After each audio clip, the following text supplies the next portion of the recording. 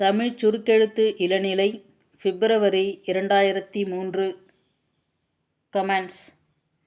பெருமதிப்பிற்குரிய தலைவர் அவர்களே, விவசாய குத்தகைதாரர் சட்டம் பற்றிய விளக்கக் கூட்டத்தில் என்னுடைய கருத்துக்களை கூற வாய்ப்பளித்தமைக்காக முதலில் நன்றி தெரிவித்துக் கொள்கிறேன்.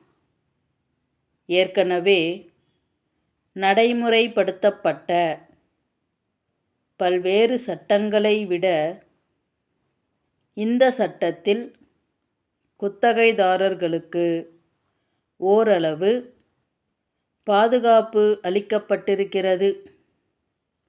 எனவே இந்த சட்டத்தை வரவேற்று மேலும் பல சலுகைகள் அளிக்கப்பட வேண்டும் என்பதற்கான காரணங்களை தெரிவிக்க விழைகிறேன்.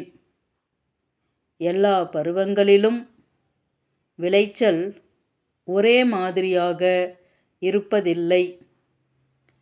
தண்ணீர் பற்றாக்குறை, புயல், பெருவெள்ளம், பூச்சிகளின் தாக்குதல் போன்ற பல்வேறு காரணங்களால் விளைச்சல் குறைகிறது. சில நேரங்களில் பயிர்கள் முற்றிலுமாக அழிந்து போகின்றன. அப்படிப்பட்ட நேரங்களில் செய்த செலவுகளை கூட ஈடுகட்ட முடியாமல் குத்தகைதாரர்கள் பெருத்த இன்னல்களுக்கு ஆளாகின்றார்கள். அதே நேரத்தில் நில உடைமையாளர்களின் போக்கு எப்படி இருக்கிறது என்றால், குத்தகைதாரர்களின் பரிதாபகரமான நிலையை சிறிதளவு கூட எண்ணிப் பார்க்காமல் குத்தகையை வசூல் செய்வதிலேயே குறியாக இருக்கிறார்கள். அதனால் நில உடைமையாளர்களுக்கும் குத்தகைதாரர்களுக்கும் கருத்து வேறுபாடு ஏற்பட்டு கடும் விளைவுகளை சந்திக்க நேரிடுகிறது என்பதை இங்கே சுட்டிக்காட்ட விரும்புகிறேன். சில நேரங்களில் உண்மை நிலையை ஆராய்ந்து பார்க்காமல் சட்டத்தை செயற்படுத்தும் அதிகாரிகள் நில உரிமையாளர்களுக்கு ஆதரவாக இருந்து விடுகிறார்கள்.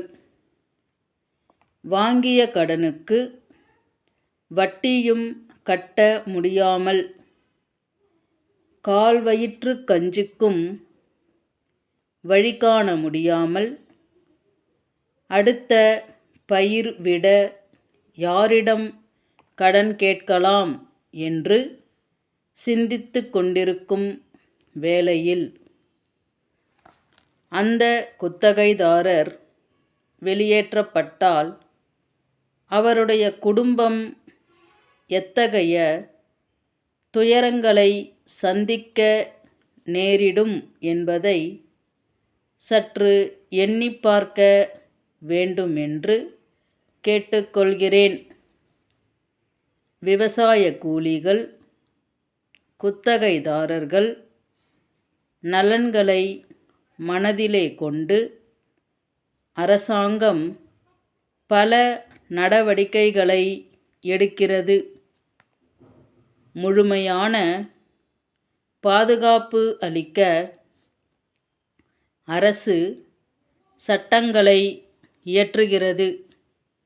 இருந்தபோதிலும் சட்டங்களில் உள்ள சந்து பொந்துகளுக்குள்ளே நுழைந்து அரசின் சலுகைகளை அனுபவிக்க முடியாமல் செய்துவிடுகிறார்கள்.